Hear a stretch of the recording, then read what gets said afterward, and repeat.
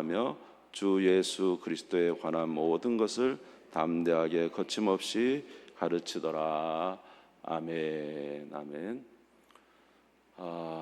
네, 이제 오늘은 사도행전 후반부에 대해서 잠깐 말씀을 나누겠습니다. 사도행전 전반부에서는 오직 성령이 너희에게 임하시면 너희가 권능을 받고 예루살렘과 온 유대와 사마리아와 땅끝까지 이르러 내 증인이 되리라라는 사도행전 1장 8절 말씀이 이루어지는 내용들을 이제 우리에게 사도행전을 보면서 우리가 알 수가 있었습니다. 첫 번째로는 예루살렘에 이제 성령이 임하시고 그래서 폭발적인 부흥이 있었죠. 베드로가 나면서부터 걷지 못하는 자를 일으켜 세우면서 이제 그런 표적을 통해서 수많은 사람들이 예수에 관해서 듣게 되고 회개하고, 그래서 예루살렘 교회가 일거에 아주 거대한 이제 큰 교회가 된 것을 우리가 알 수가 있습니다. 그럼에도 불구하고 그들이 너희는 가서 모든 민족으로 제자를 삼으라는 이제 하나님의 예수 그리스도의 명령에 이제 순종하지 못함으로 핍박이 일어나게 됐죠. 그래서 스데반의 핍박으로 인해서 이제 초대교회가 이제 흩어지게 되었습니다. 근데 흩어진 그들이 이제 가는 곳이 여러 곳이었는데 특별히 사마리아 지역에 빌립 집사가 가면서부터 거기에 이제 또 믿는 자들이 나타나게 되었죠. 에디오피아 내시도 믿게 되었고, 이제 그래서 사마리아 지역이 그러니까 온 유대와 사마리아와 그다음 땅 끝까지죠. 그런데 이제 사도행전 10장에 보면은 우리가 잘 아는 대로 베드로가 이제 환상을 보게 되죠. 하늘에서 보자기가 내려오고 거기에 부정한 짐승들이 있는데 하나님이 잡아먹어라 그러니까 저는 그렇게 할 수 없습니다 이런 고백을 했고, 마침 그때 누가 왔습니까? 가이사랴에 있는 이달리아 부대 이방인 로마 백부장인, 다시 말해 이방인이죠. 이방인이 이제 사람을 보냈죠. 그가 이제 기도하다가 천사가 나타나서 욥바로 가서 베드로라는 사람을 데려오라는 이야기를 듣고 보냈는데 이제 베드로를 만납니다. 베드로가 이제 환상을 보았기 때문에 그 하나님의 인도하심인 줄 알고 가이사랴에 가서 이제 고넬료와 그 가족과 이제 친구들이 이렇게 모여 있는 그곳에서 예수 이름을 전했더니 누가 임하십니까? 성령이 임하셔 버렸죠. 그래서 이제 베드로가 깨달은 거죠. 이 복음이 누구에게까지? 이방인에까지 전해진다는 사실. 하나님, 우리 주님은 유대인의 하나님만이 아니요 이방인의 하나님이라는 사실을 알게 되었다는 거죠. 그래서 이제 온 유대와 사마리아와 땅끝까지 이방인까지 전해진다는 그 내용이 이제 사도행전 12장의 내용까지 이제 되었습니다. 사도행전 제 13장부터는 이제 누구 이야기로 가냐면 우리가 잘 아는 사도 바울의 이제 복음 전파, 선교 여행에 대해서 나와 있죠. 그래서 우리가 잘 아는 대로 사도 바울은 몇 번의 선교 여행을 갔습니까? 1차, 2차, 3차 선교 여행. 그리고 이제 마지막에 밀레도에서 에베소의 장로님들을 모으고 거기서 마지막 설교하고, 그리고 이제 어디로 갑니까? 예루살렘에 가서 온갖 핍박을 당하죠.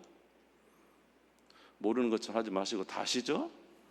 그래서 이제 거기서 벨릭스 총독 앞에서도 변호를 하고, 그다음 베스도 총독 앞에서 아그리파 베스도 총독 앞에서도 자기 자신을 변론하고. 근데 이제 무죄하잖아요. 사실 무죄했잖아요. 그런데 이제 무죄했는데 바울이 뭐라고 하냐면 나는 황제 가이사에게 가서 나를 변호하겠습니다. 그래서 이제 로마로 향하게 되죠. 그때 이제 사도행전 27장에 보면은 로마로 가는 중에 뭐가 일어납니까? 풍랑이 일죠. 풍랑 이름이 뭐죠? 여러분의 입을 벌리게 하기 위해서 제가 지금 이러는 거거든요. 그 풍랑 이름 뭐죠? 유라굴로 태풍이죠. 유라굴로 태풍. 거의 보름간을 완전히 어둠 속에서 뱃속에서 죽을 듯 살 듯 그렇게 이제 지내다가 마침내 로마에 이르게 되죠. 그리고 오늘 우리가 읽은 30절, 31절이 마지막 절입니다. 로마에서 온 이태 2년 동안 자 30절에 31절 읽어보죠. 시작. 바울이 온 이태를 자기 셋집에 머물면서 자기에 오는 사람을 다 영접하고 하나님 나라를 전파하며 주 예수 그리스도에 관한 모든 것을 담대하게 거침없이 가르치더라. 할렐루야. 이제 사도 바울의 복음은 우리가 13장 이후에 바울의 전 선교 여행, 3차 선교 여행과 그가 행하는 모든 일들을 보면 바울의 복음은 유대인에게 복음을 전하고 이방인에게 복음을 전하고, 물론 지역은 이방인 지역이지만 그 이방인 지역에 디아스포라 유대인들이 항상 있어서 거기에는 유대인의 회당들이 있었죠. 제일 먼저 가서 하는 게 유대인들에게 복음을 전하는 거죠. 유대인들에게. 그렇죠? 그래서 유대인들에게 이제 복음을 전하는데 첫 번째 1차 선교 여행에 보면 사도행전 13장에 보면은 비시디아 안디옥이라는 곳에서 이제 복음을 전하는데, 이제 이곳에서 복음을 전할 때 바울이 그 유대인들에게는 유대인에게 맞게 복음을 전합니다. 우리 여러 내용이 있지만 하나님이 특별히 왕을 세웠는데 그 왕이 첫 번째는 사울의 왕이었다. 그러나 이 사울 왕을 하나님 폐위시키고 그 다음에 자기에 맞는 왕을 세웠는데 누구라고요? 다윗을 세웠다. 그리고 다윗에게는 하나님께서 영원한 내 왕위가 영원할 것이라는 말씀을 해주셨는데 이 다윗은 왕이면서도 뭐다고요? 선지자다. 그래서 시편 16편에 그 시편 16편에 보면 다윗이 무엇에 대해서 얘기했냐면 우리의 주는 결코 썩음을 당하지 않는다. 우리의 구주는 뭐라고요? 결코 썩음을 당하지 않고 그리고 다시 살아난다는 내용이 있고, 그리고 예수 그리스도 우리 구주의 살아남이 곧 우리에게는 무슨 길이 있냐면 이제 생명의 길이다. 이 내용을 주셨다는 거죠. 우리 오늘 성경을 이제 좀 찾으면서 하겠습니다. 사도행전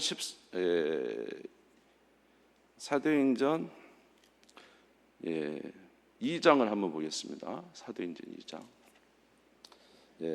베드로가 한 말이지만 사실은 이제 바울도 같은 내용의 말씀을 13장에서 했죠. 사도행전 2장을 보겠습니다. 사도행전 2장 25절에서 28절입니다. 시편 16편에 나온 말씀이죠. 사도행전 2장 25절에서 28절 한번 같이 읽어볼까요? 시작. 다윗이 그를 가르쳐 이르되 내가 항상 내 앞에 계신 주를 배웠으며 나로 요동하지 않게 하기 위하여 그가 내 우편에 계시도다. 그러므로 내 마음이 기뻐하였고 내 혀도 즐거워하였으며 육체도 희망에 거하리니 이는 내 영혼을 음부에 버리지 아니하시며 주의 거룩한 자로 썩음을 당하지 않게 하실 것이미로다. 주께서 생명의 길을 내게 보이셨으니 주 앞에서 내게 기쁨이 충만하게 하시리로다 하였으므로. 자, 여기 27절에 보면 내 영혼을 음부에 버리지 아니하시며 주의 거룩한 자로 무엇을 당하지 않게? 썩음을 당하지 않게 하실 것이다. 그래서 주께서 내게 무슨 길을 보였다고요? 생명의 길을 보이셔. 예수님이 이제 구주가 오시는데 구주는 죽지 아니하시고 썩음을 당하지 아니하시고 다시 살아날 것인데 이것이 나에게 생명의 길, 다시 말해 영원히 사는 길을 나에게 알려주셨다는 것이죠. 그래서 바로 이 예수의 이제 부활을 전하는 것이죠. 그래서 부활을 다윗이 이런 예언을 했는데 그 예언대로 오신 분이 누구라는 거예요? 예수님이시고, 그렇죠? 그리고 하나님은 창세기에서부터 우리의 구원자를 보내시겠다고 계속 말씀을 하셨고, 그리고 그 구원자가 오시면 시편 구원자가 오시면 이사야서 53장에 보면 고난의 종으로서 고난 받으실 것에 나와 있고, 오늘 시편에 이제 16편에 다윗이 예언하기를 그는 썩음을 당하지 않을 것이라고 했는데 그분이 바로 누구라는 것입니까? 예수 그리스도라는 것입니다.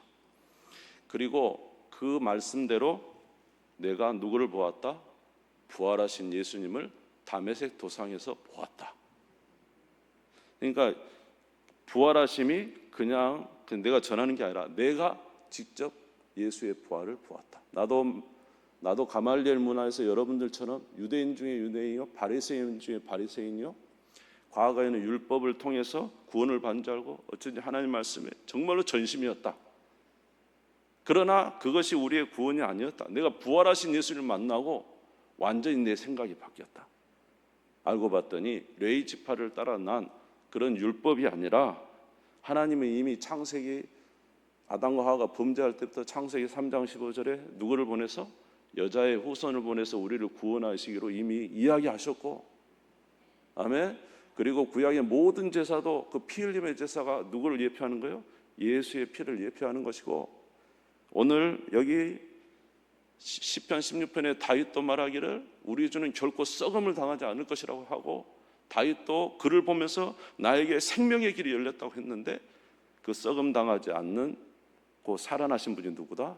예수 그리스도다. 그래서 유대인들이 당신들이 지금 추구하고 있는 그것은 나도 과거 했지만 그러나 하나님은 전혀 다른 길로서 우리를 구원하시기를 기뻐하셨다. 그래서 예수를 믿으라는 것입니다. 아멘. 그런데 이제 이런 그 이야기를 하는데 그 유대인들이 바울의 말을 믿습니까? 안 믿습니까? 안 믿죠. 그래서 이제 바울은 어쩔 수 없이 유대인의 회당에서 복음을 전하다가 다시 이제 이방인으로 가죠. 발에 먼지를 털어버리기도 하고.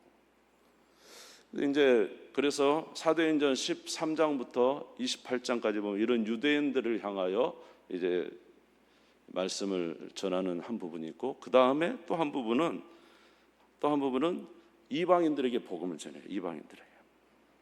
그래서 사도행전 14장에 보면은 루스드라에서 이고니온과 루스드라 이제 그 지역에서 거기도 나면서부터 걷지 못하는 자죠.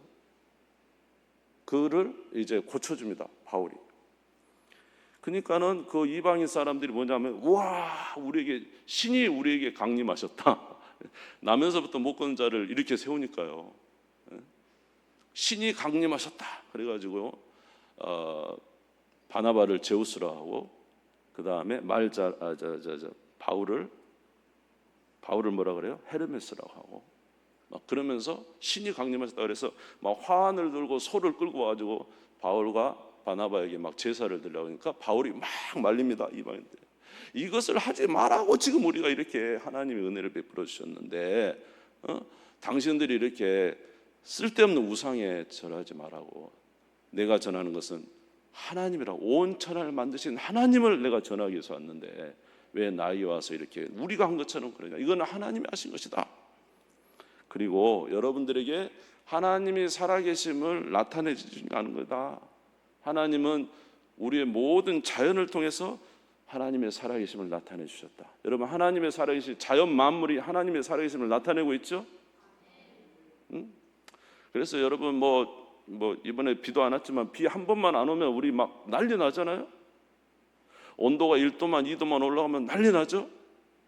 또 이제 겨울 되면 조금만 추우면 이제 난리 나죠. 지금 이거 하나님이 돌보시기 때문에 이 정도인 거죠. 하나님이 손을 놓으시면 어떻게 될지 몰라요. 한순간이라니까요. 그렇죠? 여러분, 우리 몸도 그랬잖아요. 우리 몸도 하나님이 지켜주니까 이만큼이지. 조금만 잘못되면 바로 그냥. 그래서 이렇게 이 세상 자연 만물을 다 이렇게 지금 수십 년, 수백 년 이렇게 계속 올 수 있는 게 그냥 올 수 있습니까? 그냥 된다고 생각하십니까? 그냥 되지 않습니다. 하나님의 역사하심이 나타나기 때문에 그래요. 아시겠죠? 우리 14장을 한번 펴보세요. 이제 오늘 찾으셨으니까 사도행전 14장을 한번 펴보시기 바랍니다. 자, 15절부터 14장 15절부터 17절까지 한번 읽어봅시다. 14장 15절에 17절 시작. 이르되 여러분이여 어찌하여 이런 일을 하느냐. 우리도 여러분과 같은 성정을 가진 사람이라. 여러분에게 복음을 전하는 것은 이런 헛된 일을 버리고 천지와 바다와 그 가운데 만물을 지으시고 살아계신 하나님께 돌아오게 함이라. 하나님이 지나간 세대에는 모든 민족으로 자기들의 길들을 가게 방임하셨으나 그러나 자기를 증언하지 아니하신 것이 아니니 곧 여러분에게 하늘로부터 비를 내리시며 결실기를 주시는 선한 일을 하사 음식과 기쁨으로 여러분의 마음에 만족하게 하셨느니라. 아멘. 적절한 시기에 가을이 오게 하시고 적절한 시기에 조금 춥게 하시고, 아멘. 적절한 시기에 비를 내려주시고 때가 되면 또 아침에 해가 뜨게 하시고, 이 모든 것이 그냥 있는 게 아니라 하나님의 섭리 가운데 지금 진행되고 있다는 거예요. 하나님이 움직이시고 있기 때문에 이게 된다는 거예요, 여러분. 하나님이 그런 자연으로 자기가 살아계심을 나타내 주셨는데 어찌하여 당신들이 만든 이 제우스나 이런 신에다가 소를 가지고 와서 화환을 가서 절하를 하냐, 이렇게 이제 이야기합니다. 그리고 이방인에 대한 또 이제 복음을 전하는 것은 우리가 잘 아는 대로 사도행전 17장에 아테네에 가서 아레오바고에서 이야기를 합니다. 이 아테네 아레오바고는 여러 번 말씀드렸지만 이때 당시에 가장 그 학문이 발달된 곳이고 철학이 발달된 이런 곳에서 다 성인들도 나오고 얼마나 위대한 철학자들이 다 나왔습니다. 바로 이러한 곳에 누구 가봤더니 바울이 갔더니 화가 나는 거예요. 왜냐하면 온갖 우상이 다 있어요. 온갖 우상이 다 있는 거예요. 심지어 알지 못하는 신에게라는 제단도 있었어요. 바울이 분기가 가득해가지고 그것에 가서 말합니다. 여러분, 당신들은 종교심이 많습니다만은 이런 하나님은 이렇게 당신들이 만든 이런 조각에 있는 분이 아닙니다. 하나님은 천지 만물을 만드신 분이에요. 천지 만물을 만드신 분이에요. 하나님은 당신들이 생각한 것처럼 당신들이 재물을 바쳐야 복을 주시는 그런 분이에요. 하나님은 부족한 게 없으신 분이에요. 하나님은 우리에게 복을 주시는 분이시고 하나님 우리에게 생명을 주시는 분이지, 뭐가 부족한 것처럼 사람들에게 뭘 받아야만 복을 주는, 그리고 당신들이 만든 이런 우상과 같은 이렇게 작은 하나님이 아니라 하나님은 온천하 만물의 하나님입니다. 내가 그 하나님을 여러분들에게 알려드릴게요. 그러면서 이야기하는 거예요. 그런데 그때도 바울이 하는 말이 뭐냐면, 나는 죽은 자가 살아난 것을 봤습니다. 살아난 것을 봤습니다. 나는 죽은 예수가 살아난 것을 봤습니다. 이야기를 하는 거예요. 여러분, 이 세상에 있는 사람들 중에 죽은 자가 살아난 것을 본 적이 있습니까? 여러분, 이 세상에 그 유명한 사람들 중에 죽음에서 살아난 자가 있습니까? 소크라테스가 살아났습니까? 플라톤이 살아났습니까? 공자가 살아났습니까? 석가모니가 살아났습니까? 그러나 예수는 죽은 자 가운데 살아나서 내가 목도했고 같이 밥도 먹었고, 바울은 같이 밥은 안 먹었구나. 제자들은 하여튼 사도는 같이 밥도 먹었고 500명이 같이 봤고, 나는 부활하신 예수님을 다메섹 도상에서 봤습니다. 그러니 이 예수가 하는 말을 들어보십시오. 저 예루살렘에 유대인의 경전이 있는데 거기에 성경에 보면은 하나님이 이 세상 모든 만물을 창조하셨다고 되어 있습니다. 그리고 그곳에 에덴 동산을 창조하시고 아담과 하와를 만드시고 하나님이 영원히 살도록 만드셨는데, 그만 이 사람들이 하나님께 범죄해서 인간의 대표된 아담과 하와가 범죄함으로 온 인류의 죄가 들어오게 되고 그 이후로 다 심판이로 죽게 됐습니다. 하나님을 알지 못하는 이 세대를 보십시오. 그들이 마음속에 하나님을 두지 않으니까 온갖 추악과 더럽고 음행과 악한 얘기를 하고 있지 않습니까? 로마 시대에는요, 이 시대는요 아주 동성애가 번성해서, 로마서에 보세요. 얼마나 추악하고 더럽고, 하나님을 모르니까 우상을 만들고 하나님을 모르니까 성적으로 타락하고 기준이 하나도 없는 거예요. 자기가 기준이 되니까 방탕하게 사는 거죠. 그런데 거기에 보면 사람이 이렇게 타락한 것은 하나님을 떠났기 때문입니다. 그리고는 그 험한 삶을 살다가 죽게 된 것입니다. 그러나 하나님이 우리를 구원하기 위해서 바로 그리스도를 보내기로 했습니다. 그리고 그 그리스도가 오셔서 우리의 허물을 위해서 대신 죽으시고 고난을 받으시는데 그를 믿으면 뭘 받는다? 죄 용서를 받고 아멘. 생명을 얻게 됩니다. 그리고 어디에 이르게 됩니다? 영원히 영생을 얻게 됩니다. 그 증거가 뭔지 압니까? 예수의 부활입니다. 이제 사도행전 17장이에요. 다시 한번 이제 우리도 17장을 한번 보겠습니다. 17장 28절부터 31절까지 사도행전 17장 28절 31절 읽겠습니다. 시작. 우리가 그를 힘입어 살며 기동하며 존재하느니라. 너희 시인 중 어떤 사람들의 말과 같이 우리가 그의 소생이라 하니 이와 같이 하나님의 소생이 되었은즉 하나님을 금이나 은이나 돌에다 사람의 기술과 고안으로 새긴 것과 같이 여길 것이 아니니라. 알지 못하던 시대에는 하나님이 관거하셨거니와 이제는 어디든지 사람에게 다 명하사 회개하라 하셨으니 이는 정하신 사람으로 하여금 천하를 공의로 심판할 날을 작정하시고 이에 그를 죽은 자 가운데서 다시 살리신 것으로 모든 사람에게 믿을 만한 증거를 주셨음이니라 하니라. 뭐가요? 죽은 자 가운데 다시 살리신 것으로 모든 사람이 믿을 만한 증거를 주셨다. 예수가 부활했다. 그가 전하는 말을 들으십시오. 원래 우리는 영원히 사는 존재로 창조되었는데 하나님을 알지 못하니 우상 숭배하는 거 아닙니까? 하나님을 알지 못한 이런 죄를 정하는 것이 아닙니까? 예수를 믿으면 죄 사함 받고 다시 에덴 동산처럼 영원한 나라 영생에 살게 되는 것을 우리에게 말씀해 주셨으니 저 예루살렘에 있는 작은 나라의 말이라고 무시하지 마시고 죽음에서 부활하신 예수 그리스도의 말씀을 들으시고 영생을 얻으시기 바랍니다. 이게 지금 말하는 거잖아요. 이게 무엇이 증거가 됐어요? 예수의 부활이 증거가 됐어요. 근데 여러분 사도행전을 쭉 읽어보면은 바울은 계속 뭐냐면 예수님이 부활하셨다, 예수님이 부활하셨다, 예수님이 부활하셨다. 그리고 이제 사도행전 22장에 가면은 예루살렘에 잡혀가가지고 성전에 들어가다가 이제 막 잡혀가지고 유대인들이 바울 저 사람이 이방인에서 성전을 못 오가고 율법을 못 오겠다고 막 잡혀갈 때 천부장이 막 잡아가잖아요. 그럴 때 이 바울이 이야기하죠. 내가 잠깐 이야기하게 해주라고. 그때도 유대인들을 다 모아놓고 하는 말이 내가 원래 옛날에는 당신들과 같은 상황이었지만 다메섹 도상을 가다가 부활하신 예수님을 만났습니다. 부활하신 예수님이 해보다 더 밝으신 부활하신 예수님을 만났습니다. 그리고 나서 나의 모든 생각은 다 바뀌었습니다. 성경을 보는 관점도 다 바뀌었습니다. 하나님의 구원이 어디에 있는지도 알게 되었습니다.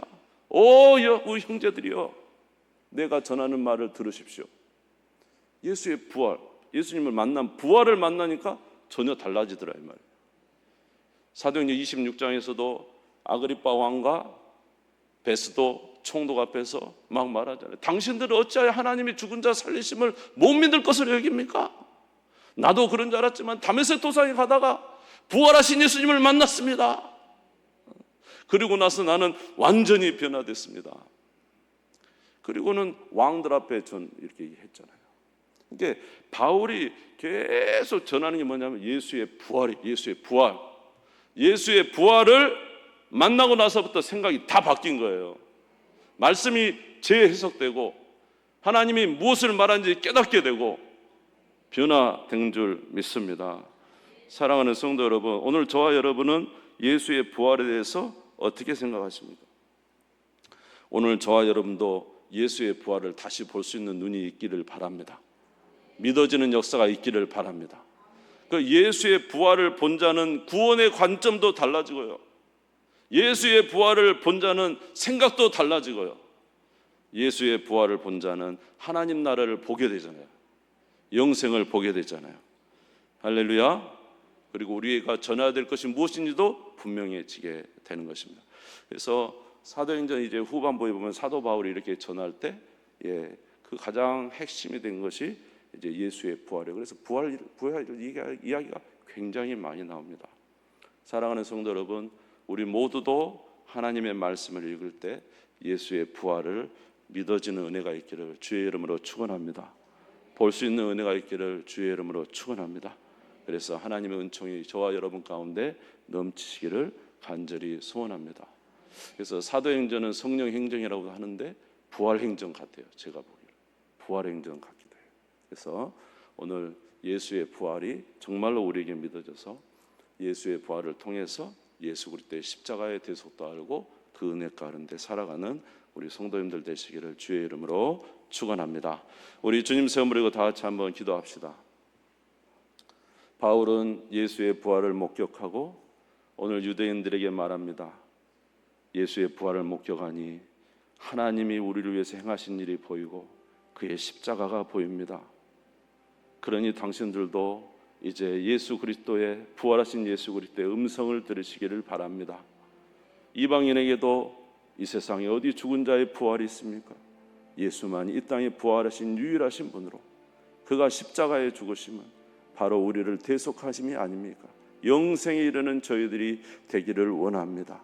오늘 우리에게 전해줬던 아버지 하나님 바울의 이 말씀처럼 우리의 신앙도 항상 이 은혜 가운데 있게 도와주시옵시고 믿음 안에 서는 저희들이 될 수 있도록 역사하여 주시옵소서. 우리 주님 세움 부리고 잠시 기도하겠습니다. 주여